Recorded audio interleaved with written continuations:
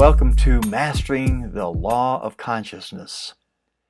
If this is your first time with me, we talked about the basics of the law of consciousness, how consciousness is the one and only reality, and how consciousness, for the sake of creation, appeared to separate itself into two aspects, the conscious and the subconscious.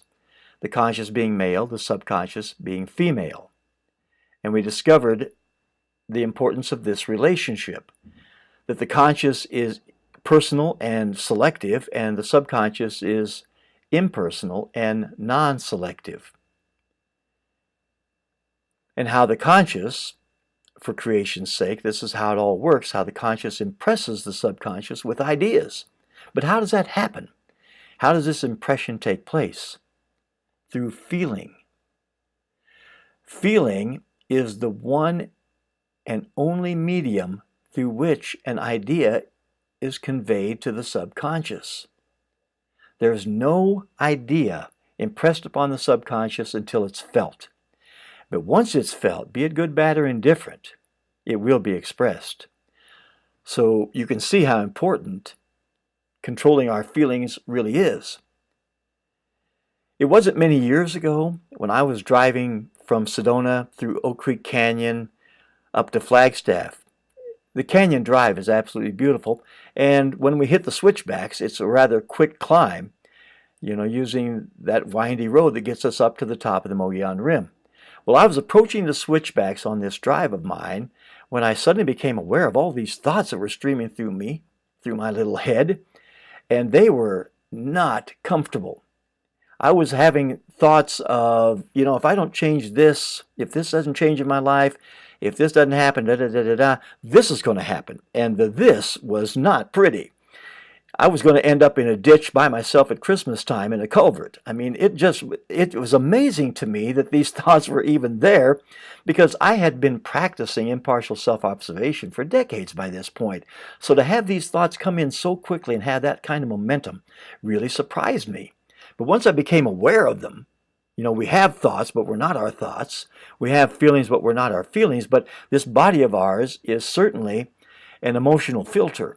And I became aware of these feelings. It wasn't pretty. It didn't feel good to me at all.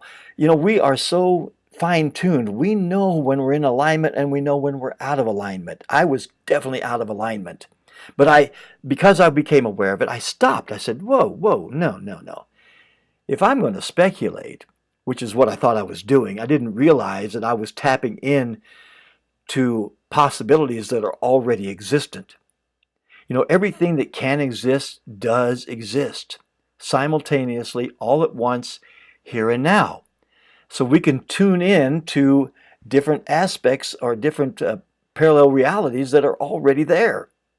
I'm going to have to do a video about that, how that happens. But right now, I just want to go back to the feeling aspect of things, because I was feeling bad until I stopped it, became aware of what was happening. And then I said, if I'm going to speculate, I'm going to speculate this way. I'm going to speculate that everything wonderful in life is happening to me. The universe is on my side. I absolutely was feeling that. So I switched things. That's the beautiful part of life for us. We have the power to imagine and feel, and we have the wisdom, and hopefully the wisdom, certainly the freedom of choice on what thoughts and feelings we're going to entertain. That's why I suggested long ago that we be very aware of the thoughts and feelings we're entertaining, to check in with yourself on a consistent basis during your waking hours, to be aware of that. And then now that you see how important our feelings are and how important it is to control our feelings, it becomes even more obvious. Now, when I say control of feelings, I don't mean that we suppress them or that we restrain ourselves from feeling a certain way. But if you do like I was doing and fall into an imbalance and out of alignment, and you start tipping over to that side where things are uncomfortable for you and undesirable results are going to take place, you can counteract that with a more powerful feeling of an opposite nature. The more dominant of the two feelings is the one that will be impressed. Remember, the subconscious is impersonal. It's non-selective. It's not a respecter of persons. So immediately when you feel off, so to speak, put yourself back in alignment by counteracting that feeling that took you off to the feeling that puts you back into contributing to your happiness. And let that be the more powerful of the two, because that's the one the subconscious will express and objectify. So here's a promise for you to end this video. The day you achieve control of the movements of your attention in the subjective world is the day you master your fate. Thank you very much for joining me. I look forward to our next time together.